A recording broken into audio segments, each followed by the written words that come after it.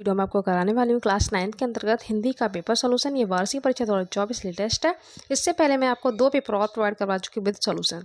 आपको क्या करना है, क्लास 9 वार्षिक पेपर सोल्यूशन 2023-24 के नाम से प्लेलिस्ट बनी हुई है, वहाँ पे जाके आपको सारे पेपर देख लेने हैं, ठीक है।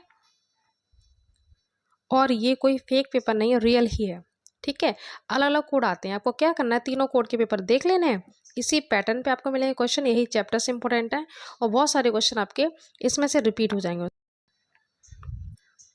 बस आपको तीनों कोड देख लेने हैं, उसमें जो चैप्टर आए वो आपको अच्छे से पढ़ लेने हैं, उससे एक्स्ट्रा आपसे कुछ भी नहीं पूछा जाएगा। बहुत सारे क्वेश्चन तो सेम टू सेम पूछ लिए जाते हैं। अभी मैं आपको इसमें बताऊंगी कि कौन कौन से क्वेश्चन इसमें सेम आए हुए हैं और जो कि बहुत इंपॉर्टेंट है, ठीक है। आपको डेफिनेटली क्वेश्चन इसमें से मिल जाएगा। चलिए देख लेते हैं।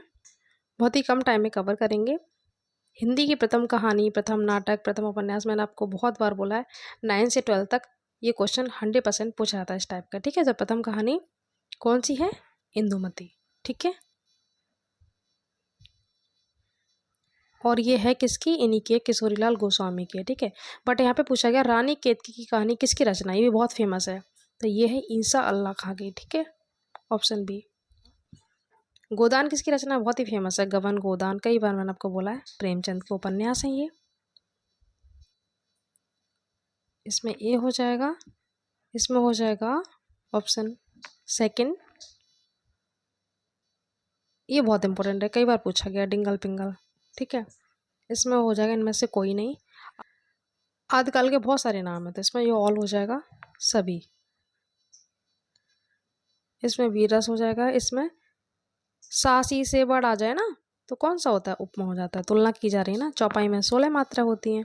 आजीवन, जीवन भर, तो अब यही भाव समास हो जाएगा। इसमें बहुत अच्छे से मैंने आपको समास करवाए हैं, पूरी ग्रामर करवा चुकी हूँ आपको। 10th की पूरी तैयारी मैंने करवा दी चैनल पे। आपको क्या करना है, प्लेस पे जाके सारे टॉपिक कर लेने, ठीक है। इसमें क्वेश्चन पूछा जा रहा है ना, कहाँ है, तो प्रश्नवाचक हो गया। काठ का होता है काष्ठ, काष्ठ, ठीक है, ये हो जाएगा। योग, अयोग्य, अपोजिट पूछ रहा है। इसमें पूछ रहा है अमृत का पर्यायवाची कौन सा नहीं है, तो नहीं पे आपको अच्छे से फोकस करना है। तो ये वाला नहीं, बाकी तीनों हैं, ये भी है, ये भी है, ये भी है। इसमें हो जाएगा फोर्थ, इसमें हो जाएगा लोट लकार, और इसमें संधि पूछी गई है तो गुण संधि है ये, और इसमें हो जाएगा गिर प्लस ईस, ये वाला, ठीक है। संधि भी मैंने आपको बहुत अच्छे से ट्रिक से करवा रखी है, 9, 10, 11, 12 सभी के लिए करवा दिया मैंने पूरा कवर, तो देख लीजिएगा। ये देखो, ये आपको पहचान के आपको तीनों के आंसर देने हैं। तो ये चैप्टर है स्मृति, और ये मैंने जो आपको पहले कोड प्रोवाइड करवाए हैं उसमें भी आया हुआ है स्मृति, और इसके लेखक हैं श्री राम शर्मा। कौन है, श्री राम शर्मा, ओके। तो इजली आप कर लेंगे ना। पाठ का नाम स्मृति, लेखक का श्री राम शर्मा।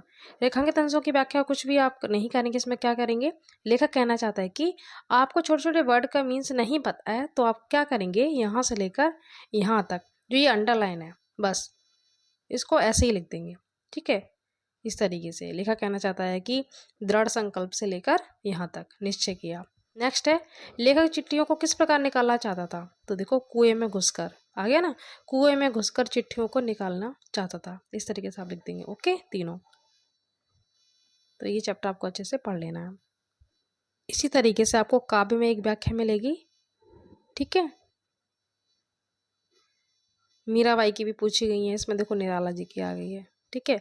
संदर्भ, रेखांकित अंश की व्याख्या, ऊपर के 2 लाइन का हिंदी, और गोमती नदी की तुलना किससे की गई है, ये आप इसका संदर्भ लिख देंगे।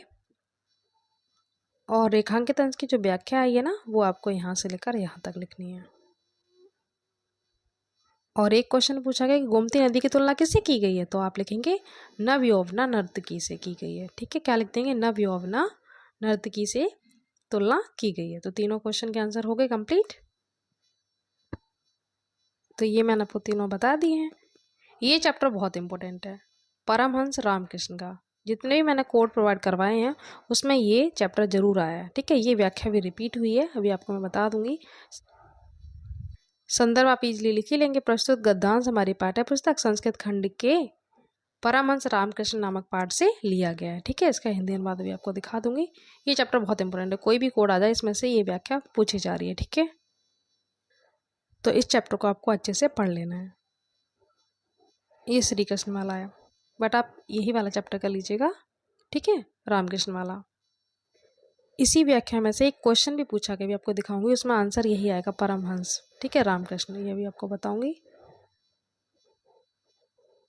एक श्लोक आता है, ठीक है, श्लोक की व्याख्या लिखने को आती है, एक अलग से श्लोक भी लिखने को आता है।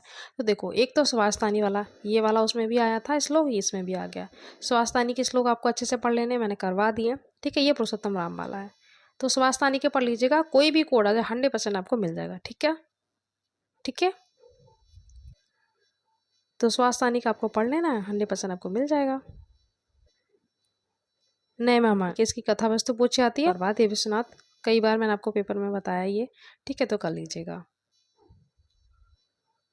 जीवन परिचय ये रिपीट हुआ है कई बार, इधर से रहीम, मैथिली, मीराबाई, जयशंकर, सभी कोड में आ रही है जयशंकर, ठीक है, ये आप पढ़ लीजिएगा, कोई भी कोड आ जाए आपको मिल जाएगा।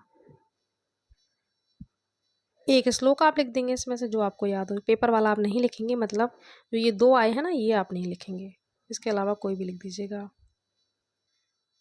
इसमें देखो ये वाला क्वेश्चन पूछा गया, मैंने आपसे अभी बोला था ना, तो यहाँ पे आपको लिखना है परमहंस रामकृष्ण।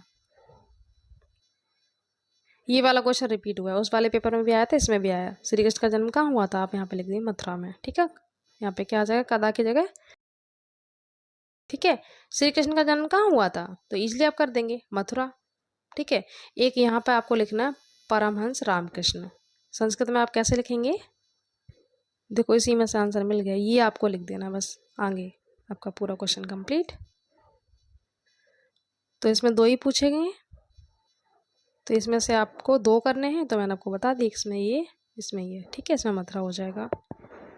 ये बहुत सिंपल आया, आंखों का तारा होना, बहुत प्रिय होना, श्रवण कुमार अपने माता पिता के आंखों के तारे थे, इस तरीके से आप वाक्य प्रयोग कर देंगे, तब आपको 2 नंबर पूरे मिल जाएंगे। आपको वाक्य प्रयोग भी करना है, ओके। संस्कृत अनुवाद में आपको बनाना सिखा चुकी हूँ, बहुत सिंपल आया है, देखो, वह घर गया, इसलिए आप कर लेंगे। वृक्ष से फल गिरता है, कितनी बार आपको बताया, वृक्षात, पत्राणी, यहाँ पे देखो फल है ना, तो फलानी करेंगे, पत्ते गिरते हैं तो पत्राणी करते हैं, यहाँ पे फल गिर रहे हैं तो फलानी करेंगे, ठीक है। वृक्षात फलानी पतंती, गिरने को बोलते हैं पतंती, ठीक है। राम विद्यालय जाता है, कितना सिंपल है, राम, हाँ ऐसे ही लिखेंगे, राम, हाँ विद्यालयम, विद्यालयम जाता है तो लिख देंगे गच्छति, गच्छति, ठीक है। 2 पूछेंगे, 2 हो गया, ठीक है, सिंपल है, तो कर लेंगे ना आप, राम विद्यालयम गच्छति, इसमें वृक्षात फलानी पतंती, ओके। प्रार्थना पत्र यही आता है अवकाश के लिए, इसलिए आप लिख लेंगे, बहुत सिंपल आता है, ठीक है, कर लेंगे। सभी पेपरों में यही पूछा गया है, जितने भी मैंने पेपर कोड प्रोवाइड करवाए उसमें यही वाला आया हुआ है, सिंपल है, इसलिए आप कर लेंगे। तो इसमें मैंने आपको संदर्भ बताई थी, इसकी व्याख्या और आपको दिखा देती हूँ, ये लिख दीजिएगा, यहाँ पे लिख देना पाठ से लिया गया है, लिया गया है, ठीक है। ये हिंदी अनुवाद है, यहाँ से लेकर रामकृष्ण से लेकर यहाँ तक पाठ है, ठीक है, कर लीजिएगा। तो इस तरीके से मैंने आपको पूरा कंप्लीट करवा दिया। वीडियो अच्छा लगा तो लाइक शेयर कर दीजिएगा। तो मिलते हैं नेक्स्ट वीडियो में, इसके बाद मैं आपको इंग्लिश साइंस का प्रोवाइड करवा दूंगी, और पहले से भी अपलोड है वो देख लीजिएगा, ठीक है। Thank you so much.